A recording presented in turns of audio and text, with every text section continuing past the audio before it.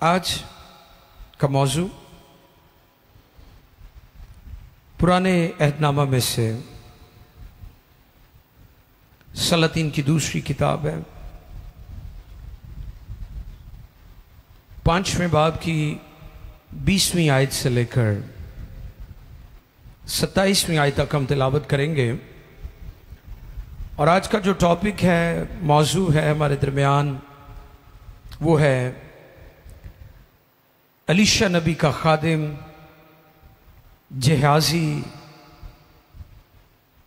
उसका करैक्टर, उसका किरदार और आज के मसीही ईमानदारों के लिए पैगाम। यानी आज जिस मौजू पर हम गौर करेंगे वो जहाजी की जिंदगी है। और हम कलाम खुदा में से इस बात को सीखेंगे कि जहाजी का किरदार और उसका काम और उसकी जिंदगी के मुतालिक बाइबल में जो चीजें रिकॉर्ड के तौर पर मौजूद है, रैकेट मौजूद है, उसका वो इल्हाम में क्यों कलमबंद करवाया गया, इस पर आज हम गौर करेंगे। सलातीन की दूसरी किताब है। सलातीन सुल्तान की जमा है। सुल्तान का मतलब किंग, बादशाह है। सलातीन की दूसरी किताब है 2 किंग्स चैप्टर 5 वर्स 20 to 27। आइए देखें खुदा के कलाम में से। जी, खुदा के कलाम मुकद्दस में यूं रकम है, उसने कहा सब खैर है। लेकिन उस मर्दे खुदा अलीशा के खादिम लेकिन उस मर्दे खुदा अलीशा के खादिम जहाजी ने सोचा कि मेरे आका ने आरामी नुमान को यूं ही जाने दिया कि जो कुछ वो लाया था उससे ना लिया। सो खुदावंद की हयात की कसम, मैं उसके पीछे दौड़ जाऊंगा और उसे कुछ ना कुछ लूंगा। सो जहाजी नुमान के पीछे चला। जब नुमान ने देखा कि कोई उसके पीछे दौड़ा आ रहा है तो वो उससे मिलने को रथ पर से उतरा और कहा खैर तो है। उसने कहा सब खैर है। मेरे मालिक ने मुझे ये कहने को भेजा है कि देख, अंबियाजादों में से अभी 2 जवान इफ्राइम के कोहस्तानी मुल्क से मेरे पास आ गए हैं। सो ज़रा 1 कंधार चांदी और 2 जोड़े कपड़े उनके लिए दे दे। नुमान ने कहा खुशी से 2 कंधार ले, और वो उससे बाजिद हुआ और उसने 2 कंधार चांदी 2 थैलियों में बांधी और 2 जोड़े कपड़े समेत उनको अपने नौकरों पर लादा और वो उनको लेकर उसके आगे आगे चला। और उसने टीले पर पहुंचकर उनके हाथ से उनको ले लिया और घर में रख दिया और उन मर्दों को रुखसत किया। सो वो चले गए। लेकिन आप अंदर जाकर अपने आका के हुजूर खड़ा हो गया। अलीशा ने उससे कहा जहाजी, तू कहाँ से आ रहा है? उसने कहा तेरा खादम तो कहीं नहीं गया था। उसने उससे कहा मेरा दिल उस वक्त तेरे साथ ना था जब वो शख्स तुझसे मिलने को अपने रथ पर से लौटा। क्या रुपए लेने और पोशाक और जैतून के बागों और पाकिस्तानों के भेड़ों और बैलों और गुलामों और लौंडियों के लेने का ये वक्त है। इसलिए नुमान का कोड़ तुझे और तेरी नस्ल को सदा लगा रहेगा। सो वो बर्फ सा सफेद कोड़ी होकर उसके सामने से चला गया। मुकद्दस कलाम के पढ़े, सुने, समझे और कबूल किए जाने पर खुदावंद की बरकत। सबके आमीन। जहाजी का किरदार और आज के ईमानदार मसीहों के लिए पैगाम। अजीजों, हम बाइबल में इस मंदर्ज जो वाक़या है इसके बारे में बहुत सुन चुके हैं, लेकिन हमने नुमान कोड़ी की कोड़ से शिफा पाने के मुतालिक बहुत सारे पैगामात सुने हैं।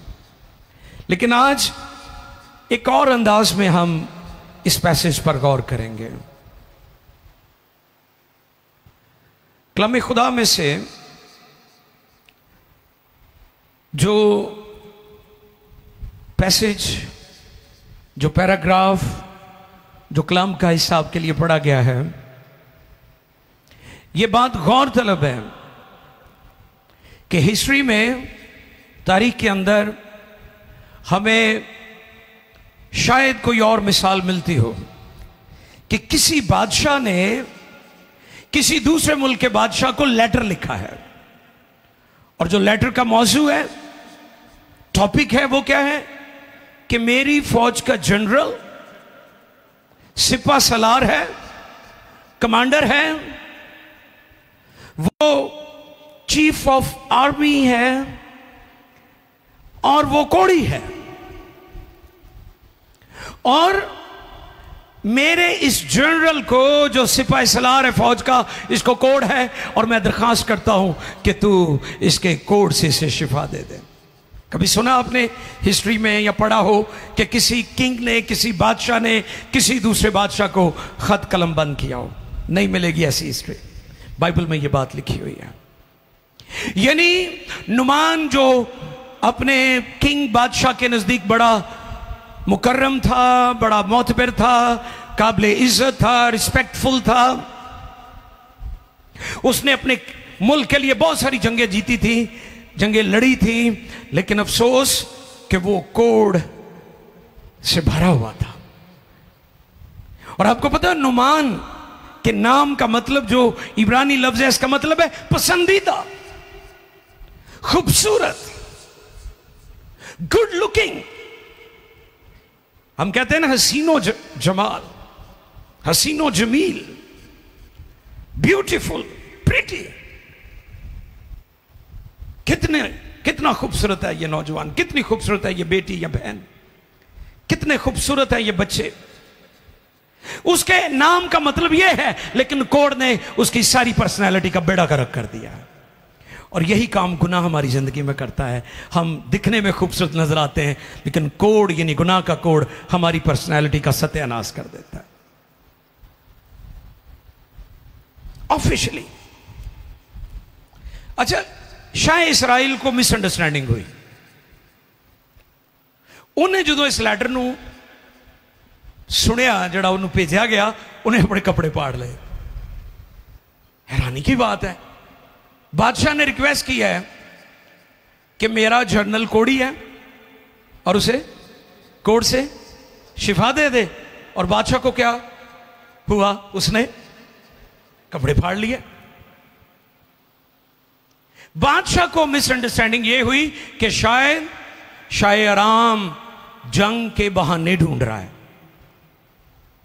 इन्हें एवं भेज देता अपना जर्नल, मकसद इधर लड़ाई करना है। और इस सारे सिनेरियो में ये बात, ये खबर जब अलीशा नबी पर तक पहुंची, तो आपको पता है वो कहां बैठा हुआ था? शहर के यार की हो गया थानू है? मैं कहना PMI जाने वाले लोग बेस्ट ने, तो फिर बेस्ट करके भी वहां ना। अलीशा कहां बैठा हुआ था? बाइबल पढ़ते नहीं है? बाइबल लेके कौन कौन आया दिखाओ जरा मैंने, उन्हें पता चल जाएगा किन्नी के पढ़ देने। चलें जी, नीचे कर लें। जो बाइबल पढ़ सकते हैं वो मुझे अपना हाथ दिखाएं। इतने तकरीबन ऑलमोस्ट सारे ही ने। फिर दोस्तों, तुम बाइबल की कितों समझ आनी जो तुम बाइबल पढ़नी नहीं, बाइबल लैके नहीं आनी, है ना?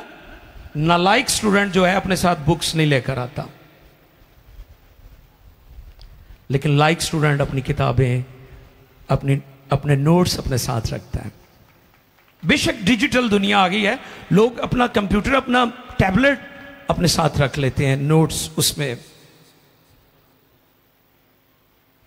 सारी बातें मुझे भी याद नहीं रहती, नोट कर लें, क्योंकि मैं भी चीजों को रिटर्न करके लाता हूं।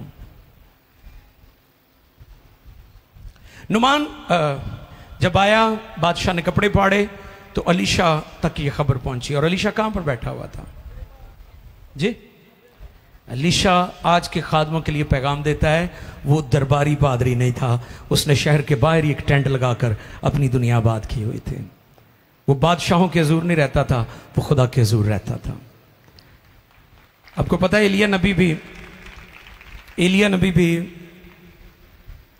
जब अखियब और इज़बेल के दरबार में खड़ा था तो उसने ये नहीं कहा कि मैं बादशाह के सामने खड़ा हूं, उसने वहां भी खड़े होकर कहा था, मैं इस्राएल के जिंदा खुदा के हुजूर खड़ा हूं। खड़ा वो बादशाह के सामने सी, लेकिन वो कहता कि मैं तेरे सामने जवाब दे नहीं हूं, मैं अपने खुदा की तर्जुमानी करने वाला खादिम हूं।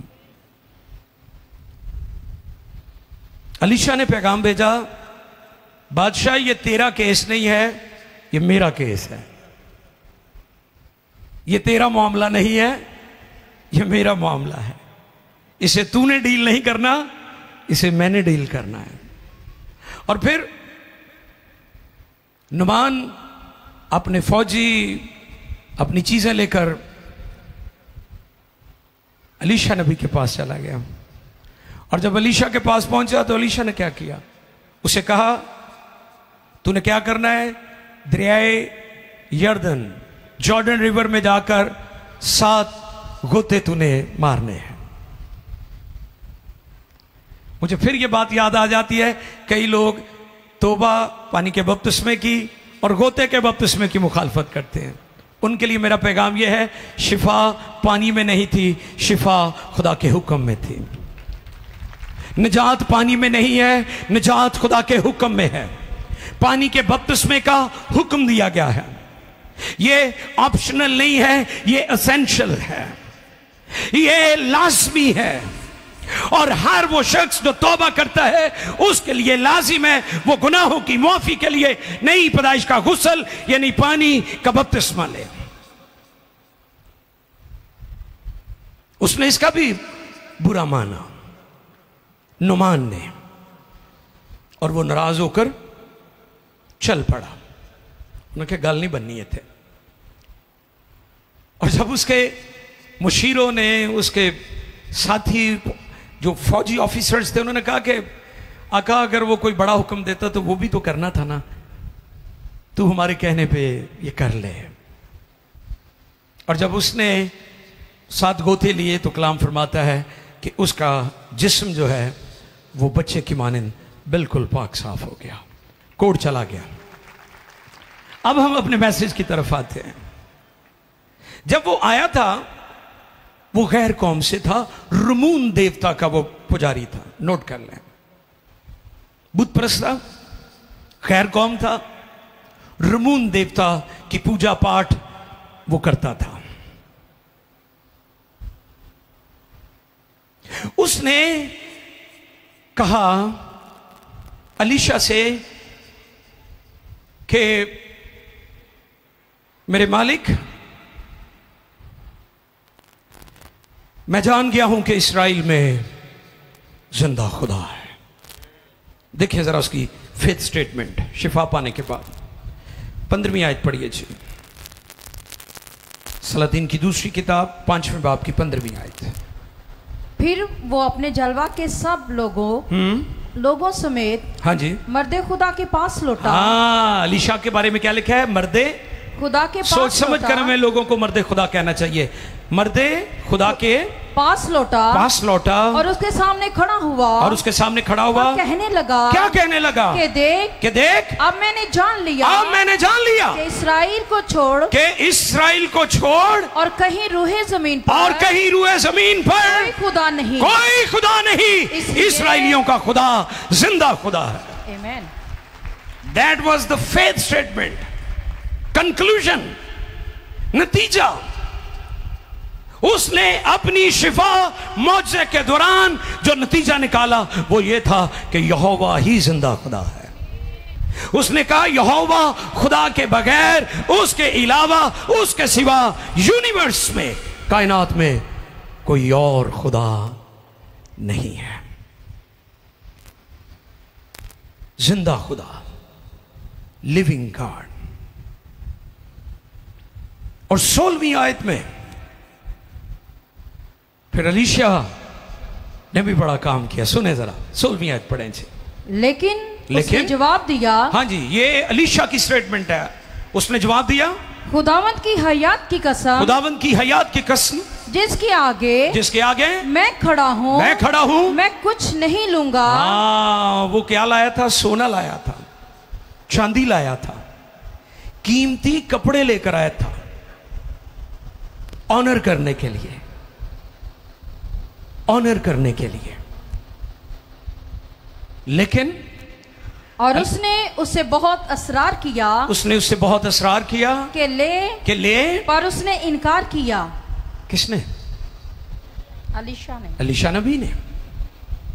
मुकद्दस एलीशा नबी ने ये मालो दौलत, ये गोल्ड, ये सिल्वर, ये कीमती कपड़े लेने से इनकार कर दिया। दो बातें हैं यहां पर। उसने खुदा की डिग्निटी और खादिम की डिग्निटी को कायम रखा। वो ले सकता था, वो ये रुपया पैसा ले सकता था। मैं अक्सर कहता हूं कि रसूलों के पास सबसे ज्यादा दौलत होनी चाहिए थी, क्योंकि रसूलों के साए से लोग शिफा पाते थे। रसूलों के पटके कपड़ों से लोग शिफा पाते थे। लेकिन उन्होंने खुदा की डिग्निटी को हमेशा ऊपर रखा, उन्होंने खुदा की शान को हमेशा ऊपर रखा। हमारे पास यहां बहुत लोग आते हैं, मसीही और दूसरी कौमों से भी, और ख़ास तौर पर जो गैर मसीही होते हैं। मैं उन्हें कहता हूं, हम दुआ की कोई फीस नहीं लेते, दुआ की कोई फीस नहीं होती। अगर खादिम लोगों से दुआ और शिफा के बस पैसे लेंगे तो वो लोगों को कलाम कभी नहीं सुना सकते। आप गौर करें कि नुमान एक बुत प्रस्त शख्स, रमून देवता की पूजा करने वाला शख्स, शिफा पाने के बाद, खुदा की कुदरत को एक्सपीरियंस करने के बाद इस नतीजे पर पहुंचा कि यहोवा खुदा ही जिंदा खुदा है, उसके सिवा कोई और खुदा नहीं है। खुदा के नबी एलीशा ने भी खुदा की डिग्निटी, खुदा की इज्जत, खुदा की हुर्मत को कायम रखा। ना उसने अपने लिए ना खुदा के नाम से लिए। दो तरह से लोग हदिया लेते हैं, एक अपना लेते हैं, एक खुदा के नाम का भी ले जाते हैं। उसने खुदा की इज्जत को भी दाग नहीं लगने दिया, उसने अपनी इज्जत को भी दाग नहीं लगने दिया। काश आज के ईमानदार इस जगह पर आ जाएं कि ना अपनी इज्जत खराब करनी है तो ना उसकी इज्जत खराब करनी है। लेकिन आज के लोगों को, आज के ईमानदारों को कोई सरोकार नहीं, ना अपनी इज्जत दा, ना खुदा दी इज्जत दा, ते ना उहदे कलाम दी इज्जत दा।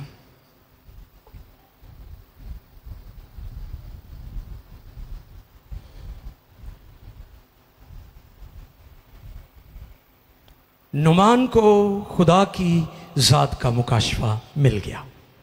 हालेलुया। महज शिफा पाना ही नहीं था। आज लोग सिर्फ शिफा पाते हैं, तौबा नहीं करते, बपतिस्मा नहीं लेते। शिफा पाई, निकल गए। कई पहलों ही आ जाएंगे, सर उसी दूरों आए हैं, पहलों ही दुआ कर दो, अभी लेट हो जाएंगे।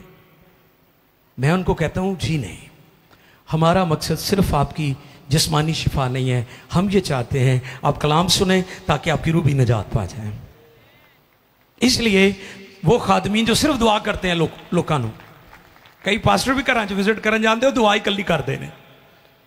उन्होंने भी क्या करो कि भाई साहब दुआ असी आप भी कर ली दी है, तुम जो आओ सानू कलाम सुनाया करो, याद रहेगा। बड़े विजिटेशन वाले पास्टर भी तुहानू पता है कि ना, जो विजिट्स करते हैं, उन्होंने काम सिर्फ विजिट है।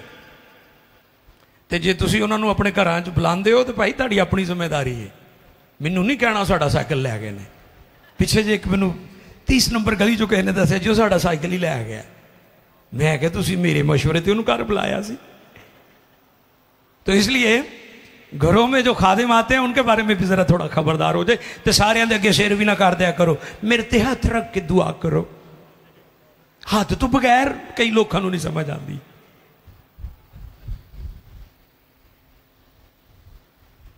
नुमान रमून देवता का पुजारी शिफा के साथ साथ निजात भी पा गया। खुदा की जात का मुकाशफा उससे मिल गया। ये एवं नहीं होया, इदली अलीशा नबी ने कुर्बानी भी दी है, उन्हें उहदे सोने उहदे चंदे उहदे कपड़े नहीं लाए। जे लै लैंदा तो शायद वो समझदा यह भी फीस वाला पादरी है। इन्हें भी शिफा की फीस ली है, दुआ दी। कई फीसा का भी लैवल रखा है। यह 2000 वाली दुआ है, यह 3 वाली है, नहीं 3 वाली भी होएगी, यह 5 वाली है, एक 20,000 वाली भी दुआ है। सो इसलिए तुसी भी खबरदार रहो ऐसे खादमों से जो इस तरह की दुआएं करते, इस तरह के रवैये और तौर तरीके रखते हैं, उनको ये पैगाम जरूर सुनाएं। ये पैगाम सब के लिए, जरूरी नहीं कि आपके लिए मेरे लिए, हम सब के लिए, सब पासबानों के लिए भी है, सब ईमानदारों के लिए है।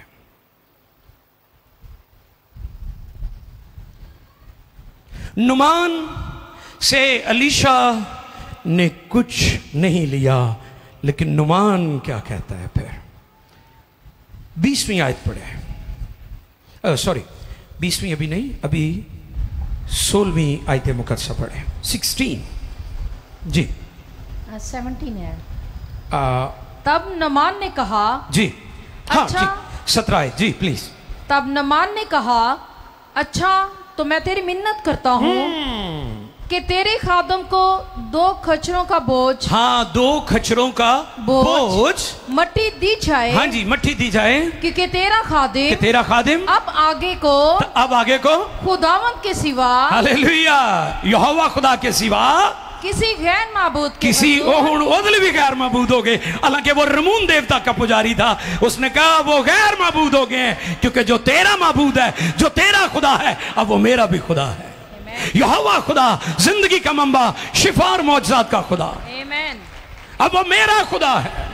जिनको वो पहले अपना माबूद कहता था, अब उनको गैर माबूद कह रहा है। ये उसकी जिंदगी में बड़ा काम हुआ है। कोड तो चलो ठीक हो ही गया, लेकिन उहदे अंदर दा कोड भी खुदा ने दूर करता। हालेलुया। आगे 2 खच्चरों का बोझ मट्टी दी जाए, क्योंकि तेरा खादिम अब से आगे को खुदावंद के सिवा किसी गैर माबूद के हुजूर ना तो सौक्तनी कुर्बानी ना ज़बीहे चढ़ाएगा। पर इतनी बात में खुदावंद तेरे खादिम को माफ करे। खुदावंद तेरे खादिम, बहुत शुक्रिया जी। अलीशा ने तो उससे कुछ नहीं लिया, लेकिन उसको दे दिया 2 खच्चर, वजन जो उठा सकते थे। आपको पता है खच्चर जो होते हैं बड़े ताकतवर होते हैं, वो गधों से ज्यादा मजबूत और ताकतवर होते हैं। घोड़े से थोड़े छोटे नजर आते हैं वो, लेकिन खच्चर बहुत ज्यादा मजबूत होता है। उसने कहा मुझे 2 खच्चरों के बराबर जो वो बोझ उठा सके, इस धरती की मिट्टी की जरूरत है। वाह, क्या रिस्पेक्ट है, क्या इज्जत है उस लैंड की जहां खुदा की कुदरत जाहिर हुई है। उसने कहा तेरा खादिम आइंदा को गैर मबूदों के सामने कुर्बानियां नहीं चढ़ाएगा। ये मिट्टी जो तू मुझे दे रहा है, इसको मैं खच्चरों के ऊपर डालकर ले जाऊंगा और अपने मुल्क आराम में जाकर मैं मज़बा बनाऊंगा। वो कुर्बानियां जो रमून देवता के लिए चढ़ाता था, अब मैं यहोवा खुदा के हुजूर चढ़ाऊंगा। अलीशा नूं तो नहीं कुछ दे सकिया, अलीशा को लै गया। तो दुआ करो असी लैन वाले ना बनीए, खुदा सानू देने वाला ही बनाई रखे। यह वड्डी बरकत है सब तो ज्यादा।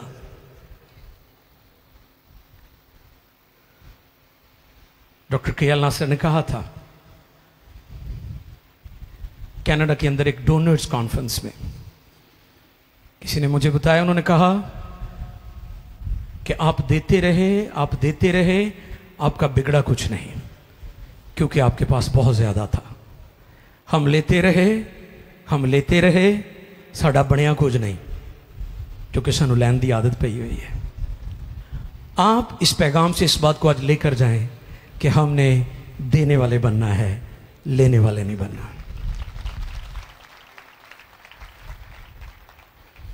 नुमान देने आया था, लेके गया उतो।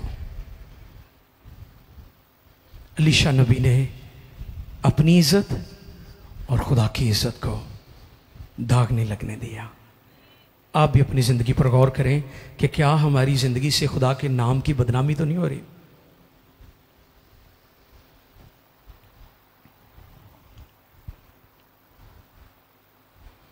और फिर अलीशा की आगे हम देखते हैं, जहाजी की तरफ आते हैं। 20वीं आयत पढ़िए जी, दूसरा सलातीन 5:20 पढ़िए। लेकिन उस मर्दे खुदा अलीशा के खादिम जहाजी ने सोचा, जहाजी ने क्या सोचा कि मेरे आका ने अरामी नुमान को अरामी नुमान को यूं ही जाने दिया कि पार्टी नहीं सुनो, पार्टी तो बड़ी वड्डी सी ते काबू आ गई, मच्छी ते बड़ी वड्डी सी जी कुंडी च आ गई ते उस्ताद होरां ने काम की कीता है, सादा ही जान दिता है बंदा यार, है ते काम खराब हो गया, कोई ना कोई ते होने कार्रवाई पैने चाहिए सी ना।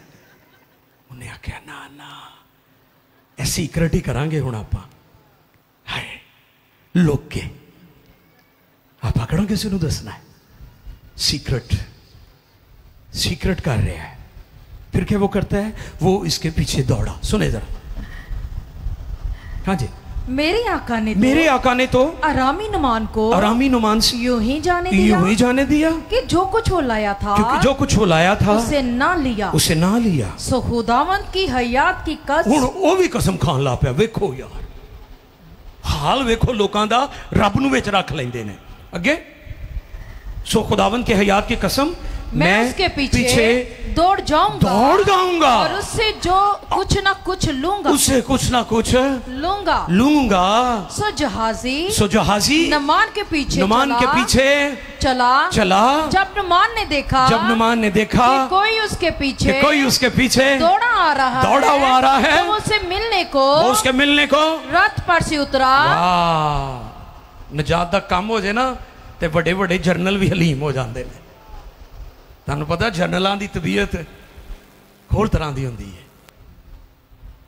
अक्सर वो फैनियल थोड़ा ऐ तुरे ना तो माँ कहती जरा फौजियां तरह तुर, ऐसा ना तुर। आपको पता फौजी थोड़ा सीना निकाल के चलते हैं ना, वो अपनी फिटनेस को, अपनी एक्सरसाइज जो करते हैं उसके मुताबिक वो वॉक करते हैं। निजात का जो काम है उसका फल फौरन नजर आना शुरू हो गया। वो पीछे को आ रहा सी, वो रथ तो उतर गया। जिसको निजात मिल जाती है वो हलीम, फिरोतन और आजिज हो जाता है, बेशक वो फौज का जनरल हो। वो रथ से उतरा। अब गौरतलब बात यह है, और कहा खैर तो है। उसने कहा सब खैर है। मेरे मालिक ने, हाँ ये आगे चलकर सीखेंगे। पीछे दौड़ा।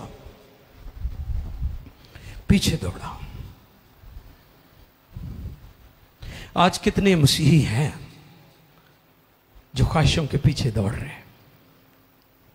पहले ढूंढो तुम, आप उसकी, ये भी चीजें मिलेंगी। मैं ये नहीं कहता हूं ये नहीं मिलेंगी, नहीं होनी चाहिए। ये क्यों है, ये होनी चाहिए।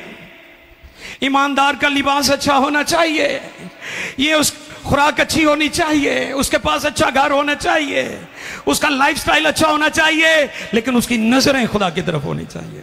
मैं ये कहता हूं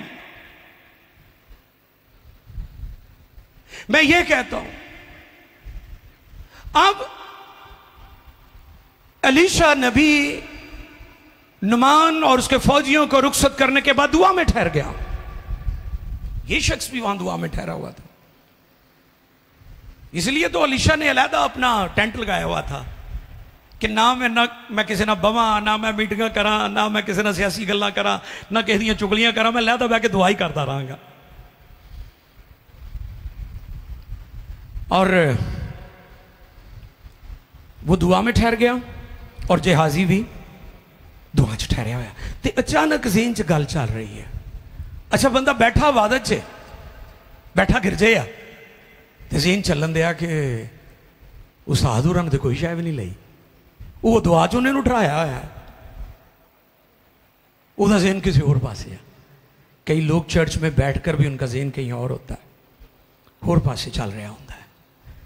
इसलिए जब इबादत करें तो दिल से करें, सच्चाई से करें, रूह से करें, जान से करें। आपकी रूह, आपका बदन, आपकी जान, आपका सब कुछ खुदा के हुजूर होना चाहिए। वो दुआ में बैठा हुआ था, बैठा मीटिंग चे, ते ज़हन चलन दिया है कि उस्ताद ने थे कोई शय नहीं ली। अच्छा फिर उसने क्या किया, उसने अफसोस अपने उस्ताद के नाम का मांगा है। मैनू ये दसो, पढ़ दीजिए जो आप आयत पढ़ने लगे थे, 22वीं आयत पढ़िएगा जी। 22वीं। उसने कहा, जी उसने कहा, सब खैर है, सब खैर है। मेरे मालिक ने मुझे ये कहने को भेजा है। अलीशा ने भेजा था उसे, बताएं मुझे तो क्या कह रहा है वो वहां जाकर। अच्छा मुझे ये बताएं, मिसाल के तौर पर अगर उन्होंने कहता कि मैं ਉਹਦਾ शागिर्द हां, जो तेरे लिए दुआ कर रहे सा, जो तू डुबकियां मार रहा सी, मम्मी उत्थे सा, ते तेरी बड़ी मेहरबानी, मैनू विच थोड़ा जिहा माल पानी दे दे, ते मैनू दसो उन्हें ना करनी सी, उन्हें दे देना सी, वो लैके ही इस गल ही आया सी। लेकिन अफसोस उसने इस बात का लिहाज नहीं रखा कि मैं झूठ बोल रहा हूं और अपने उस्ताद के नाम से मांग रहा हूं। आज भी हम हेरा फेरी से बाज नहीं आते, असी कोई ना कोई वाया लभ ही लईदा है, कोई ना कोई कहानी फिटकारी लईदी है। याद रखें, मैं नहीं, मेरी दुआ है, मेरी मिन्नत है खुदा के हुजूर के जो इस पैसेज की आखिरी आयत है वो किसी पर ना सादिक हो, किसी पर ना पूरी हो। आपको पता उसे कोड हो गया था। मेरी दुआ है कि लोग इससे बचें, लेकिन मैं ये भी चाहता हूं कि लोगों की आंखें खुलें, कलाम के लिए लोग सच्चाई को जाने। उसने किसके नाम के नाम से मांगा उसे? मेरे मालिक ने मुझे ये कहने को भेजा है, ये कहने को भेजा है, देख अंबियाजादों में से अभी 2 जवान इफ्राइम के कोहस्तानी मुल्क से जी मेरे पास आ गए हैं। सो जरा एक कंधार चांदी, कंतार लफ्ज है, कंधार नहीं है, कंतार चांदी। हाँ ये दुरुस्त लफ्ज है। एक कंतार चांदी और 2 जोड़े कपड़े, 2 सोने सोने सूट, जरा महंगे वाले बोस की, उनके लिए 2 कोड़ा बोस की दे सूट ते चांदी, एक कंतार ही ठीक है। अच्छा जी फिर नुमान ने कहा खुशी से निजात जो मिली है तो खुशी सी होती जिंदगी च। आगे 2 कंतार ले, उन्हें कहा एक नहीं भाई तू 2 कंतार ले जा, तेरे आका ने कहा मेरा तो उस्ताद आओ। और वो उससे बाजिद हुआ और उसने 2 कंतार चांदी 2 थैलियों में बांध कर और 2 जोड़े कपड़े समेत उनको अपने 2 नौकरों पर लादा और वो उनको लेकर उसके आगे चला और उसने टीले पर पहुंचकर उनके हाथ से उनको ले लिया और घर में रख दिया। टीले तक वो आया, उन्हें क्या हुण काम पूरा हो गया, हुण तुसीं जाओ, हुण अपनी दिहाड़ी लग गई है। वो कहते ने बड़ी दिहाड़ी लग गई है मेरी। अच्छा रिश्वत लैन वाले भला की अजकल करते हैं, कहते यदि 30,000 तनख्वाह है, जी उत्तों कमाई है वो भी अच्छा खुदा अच्छा दे देंदा है उत्तों। अच्छा रिश्वत की कमाई नूं कहणगे उतली कमाई है, हाँ उतली चाय पानी उत्तों भी काफ़ी सारे हो जाते हैं। अफसोस लोगों की हालत पर। वो शख्स टीले पर पहुंच कर कहता तुसी हुण जाओ, मेरा मकसद पूरा हो गया। और फिर उसके बाद वो क्या करता है, फिर उसके बाद और उसने टीले पर पहुंच, बहुत शुक्रिया जी, 25वीं आयत में आए जी जरा, ताकि लेकिन आप अंदर जाकर, हाँ हुण फिर इबादत च आ गया अपने आका एक मिनट जी, एक मिनट कार्रवाई पाने तो पहले भी इबादत च ठहरिया होया सी शायद भाई, कार्रवाई डालन तो बाद भी इबादत च आ गया। हाय हाय हाय, कैसे पक्के ईमानदार ने लोग आजकल इबादत के विचों भी निकल जाके कार्रवाई पा देंगे ने, कार्रवाई पा के फिर इबादत च आ जाते हैं। इसलिए मैं आख्या सी जिहाजी का किरदार ते अज दे ईमानदारां लई पैगाम। इबादत च बह के भी वो ख्यालात मुंतशर, इबादत च बह के भी सोचां लालच ना भरियां होइयां, दूसरियां दा नुकसान करने वालियां, बदखाही करने वालियां सोचां। ये मैसेज है आज के ईमानदारों के लिए, कलीसियाओं के लिए। वो इबादत में बैठे हुए भी यही सोच रहा था, फिर चला गया, फिर उसने गलत काम किया, झूठ बोलकर पैसे लिए, वो चांदी ली और कपड़े लिए, फिर वापस आ गया और आकर फिर उसी जगह जहां अलीशा दुआ में ठहरा हुआ था उसके हुजूर फिर हाजिर हो गया और खुदा ने नबी पर सब कुछ जाहिर कर दिया था। जो कुछ वो कर रहा था वो भूल रहा था कि वो अलीशा नबी का खादिम है। मैंने पहले भी बताया था कि एलिया भी जलाली था और अलीशा भी जलाली था, उस्ताद भी मामूर था, शागिर्द भी मामूर था, पास्टर भी रूह से भरा हुआ था, कलीसिया भी रूह से भरी होनी चाहिए। याद रखें, आज कलीसियों में इसलिए कुदरत नाजिल नहीं होती क्योंकि पासबानों के ऊपर कुदरत नहीं ठहरी हुई। और फिर 25वीं आयत पढ़िए जी। लेकिन आप अंदर जाकर अपने आका के हुजूर खड़ा हो गया। अलीशा ने उससे कहा, हाँ जी, अलीशा ने उसे कहा, जहाजी जहाजी तू कहां से आ रहा है? किथों आया जवाना? उसने कहा, फिर पक्का बंदा है। आगे क्या कहता है? उसने कहा तेरा खादिम ऑनरेबल तरीके ना भाई झूठ बोल रहा है, तेरा खादिम तो कहीं नहीं गया था। उसने उसे कहा क्या मेरा दिल उस वक्त तेरे साथ न था? रुक जाए यहां पर। क्या मेरा दिल उस वक्त तेरे साथ? वाह, वो कहता चीज़ां तू लै लैंदा, मैनू पूछ के लै लैंदा तो बड़ी अच्छी गल सी, क्योंकि खुदा ने सारा मंजर तो नबी को दिखा दिया था ना, सब चीज़ें जाहिर हो गई थी। वो भूल रहा था, इस बात को नजरअंदाज कर रहा था। अलीशा ने क्या कहा? क्या मेरा दिल तेरे साथ ना था? आगे, क्या मेरा दिल उस वक्त तेरे साथ ना था जब वो शख्स तुझसे मिलने को अपने रथ पर से लौटा। यानी अलीशा ने अपनी झोंपड़ी में बैठे हुए वो सारा मंजर, वो सारी फिल्म देख ली थी कि नुमान कोड़ी जिसे शिफा मिली है अपने रथ से उतर रहा है। उसने 100% उस पर वो चीजें जाहिर की कि जब वो रथ से उतरा, जब ये चीजें तू ले रहा था, तो क्या मेरा दिल तेरे साथ ना था? और फिर अगली बड़ी खास बात है जो 26वीं आयत में हम सुनेंगे। जी 26वीं आयत पढ़ें। क्या रुपए लेने और पोशाक और जैतून के बागों और ताकिस्तानों और भेड़ों और बैलों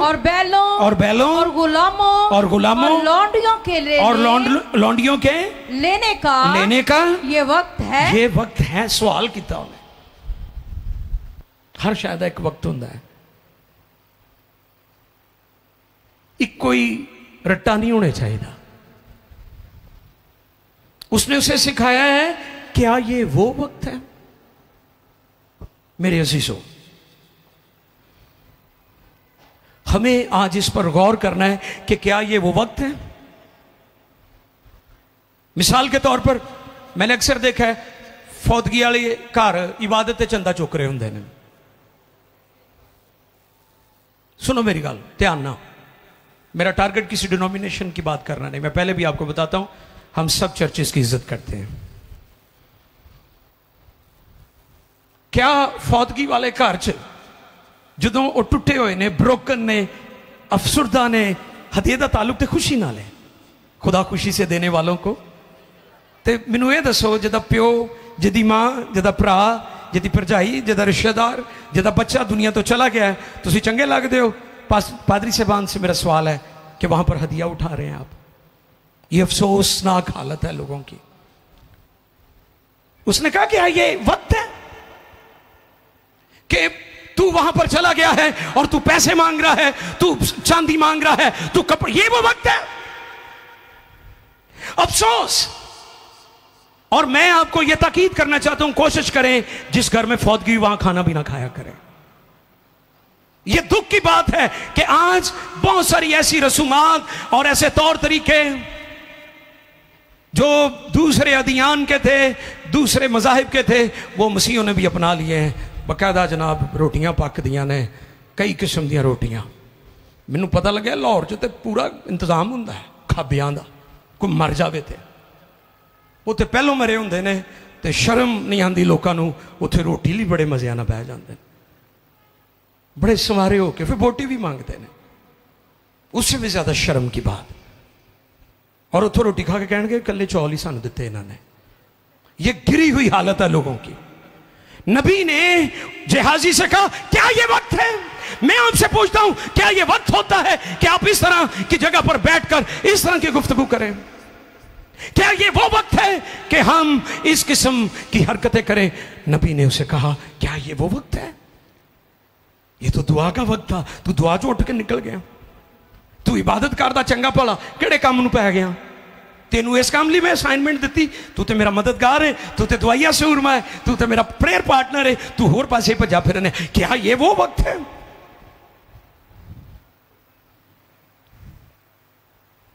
नुमान ने तो अपना कोड दरिया यरदन में छोड़ दिया था, लेकिन अफसोस कि जिहाजी ने नुमान का कोड अपने ऊपर ले लिया।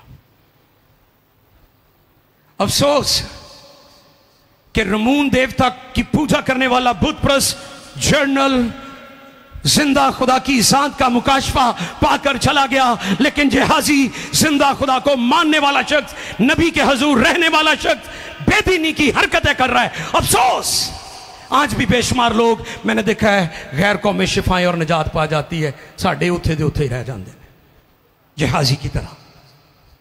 वो कोड छड़ गया, ये कोड लैके आया है। इसलिए मैंने कहा जिहाजी का किरदार और आज के चर्च में बैठे हुए मसीही ईमानदारों के लिए पैगाम, इसके बारे में सीखना बहुत जरूरी है।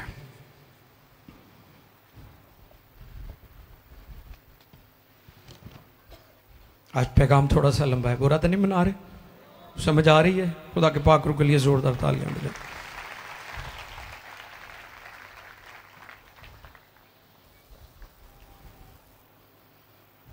ये वाक्य आज के गुमराह और दुनियादार मसीहों की पिक्चर है।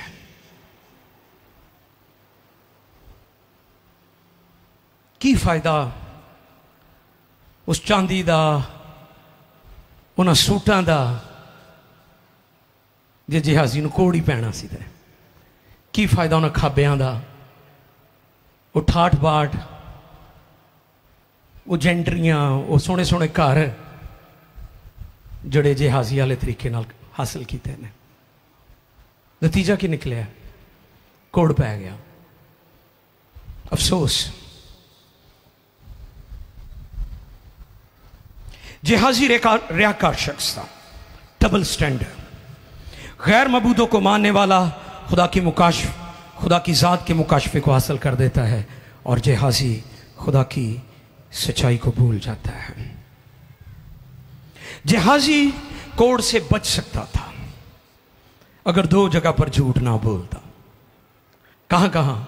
जब वो नुमान से चीजें ले रहा था, और फिर जब अपने उस्ताद के सामने बच सकता सी कि नहीं? बताएं मुझे। उसको भी जाके कहता मेरे उस्ताद ने भेजना, मसलन मेरा नाम जाके कोई लवे। इतने बड़े लोग ने, मेरी टीम कहते जी भाई साहब पुराने होते PMI च जानी चीज़, वो कहते कोई नहीं पैसे आ जाएंगे, उन्होंने पता पैसे मरने नहीं गए।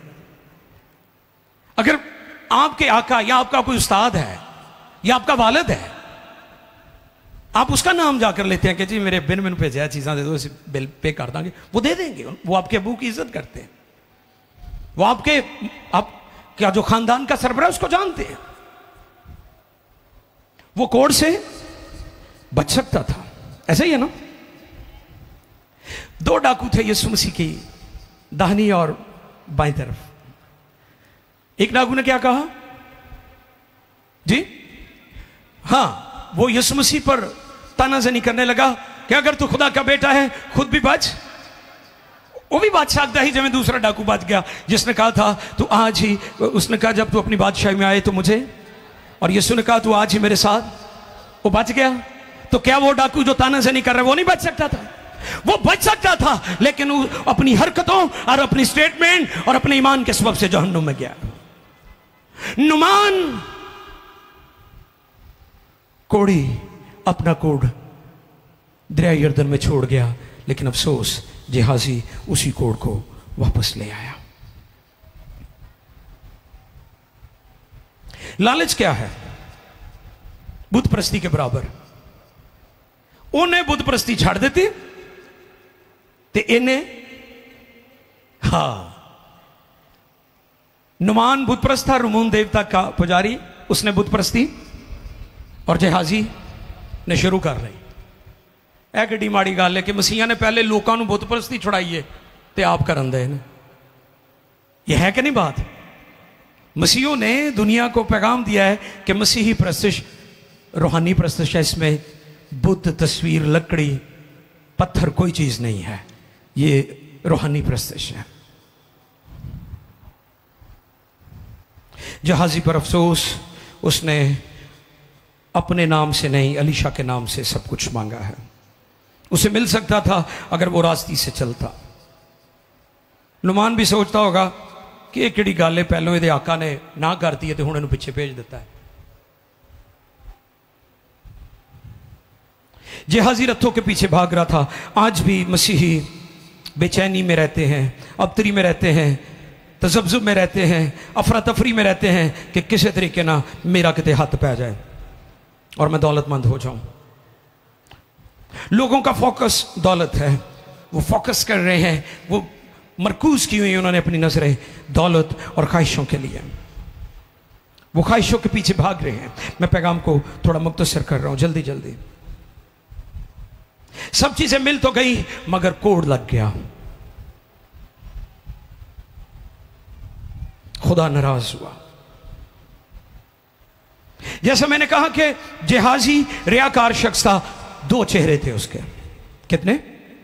गेहाजी के एक वो जड़ा अलीशा ना बह के दुआवां करता सी, ते दूसरा उत्थे जाके पैसे मंगण दिया, लालची। दो चेहरे, चर्च वाला चेहरा, फिर चर्च के बाहर चेहरा। कई चर्च जो आंदे बड़े मासूम जे बड़े हुंदे ने, नजर नहीं चुकते, बड़े मासूम। अच्छा, कई चर्च आके भी बड़े सख्त होंगे ने, उनको कह देना इतों भज उड़ जाओ, बड़े गुस्से ना वेखदा है। अफसोस जो गिरजे च बह के भी तुसी नरम नहीं होए तो पता नहीं कितने नरम होना जाके तुसी। खुदा दी हज़ूरी ते नरम कर देंदी है ना। दो चेहरे थे उसके, एक दुआ वाला चेहरा, गिरजे वाला चेहरा, एक बाहर चेहरा, बाहर। वाह, चर्च वाला चेहरा और है, बाहर वाला चेहरा, शादी वाला चेहरा और है, घर तो बाहर चेहरा और है, घर वाला चेहरा और है, शराबियां ना बहन वाला चेहरा और है। अफसोस, लालच बुत परस्ती के बराबर है। नुमान ने बुत परस्ती छोड़ दी, गेहाजी ने शुरू कर ली। नुमान क्या लेके गया था? इस्राइल से मिट्टी लेकर गया था। उन्हें मिट्टी दी इज्जत कर ली ते गेहाजी ने इस्राइल दी मिट्टी रोल दी। गौर कर रहे हो इस गल से? उन्हें मिट्टी पलीत कर दी।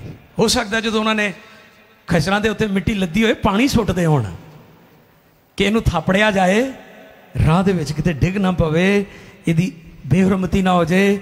आप गौर करें, जिसको निजात मिल जाती है वो कितना सेंसिटिव हो जाता है।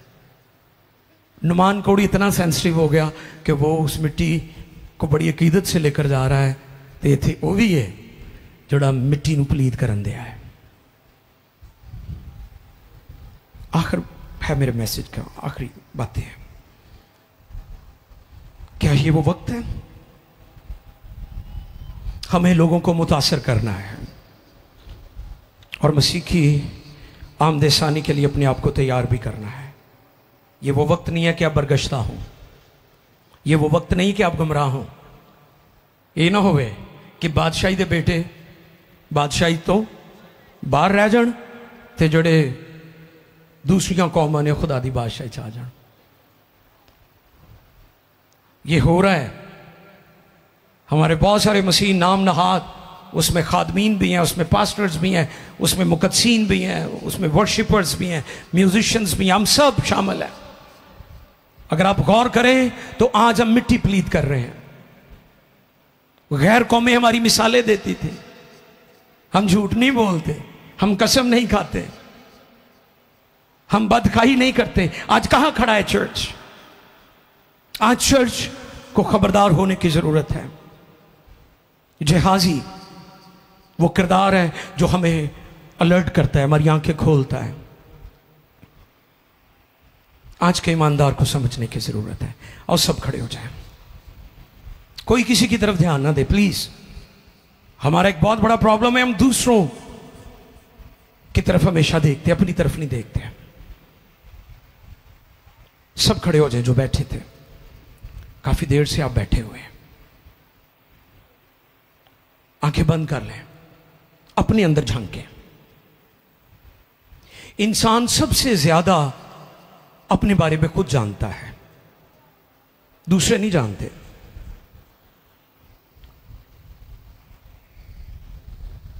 दूसरे नहीं जानते आपके बारे में, सबसे ज्यादा आप खुद ही अपने बारे में जानते हैं। जहाजी और नुमान वो अपना कोट दरिया यर्दन में छोड़कर चला गया और जहाजी जिंदा खुदा का मानने वाला कोड लेने पीछे चला गया। आप कहां पर खड़े हैं? उसे चीजें मिल गई, उसको लिबास भी मिल गया, उसे चांदी भी मिल गई,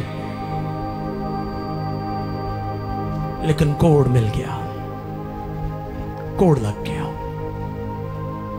अपने हाथ उठाए आसमान की तरफ।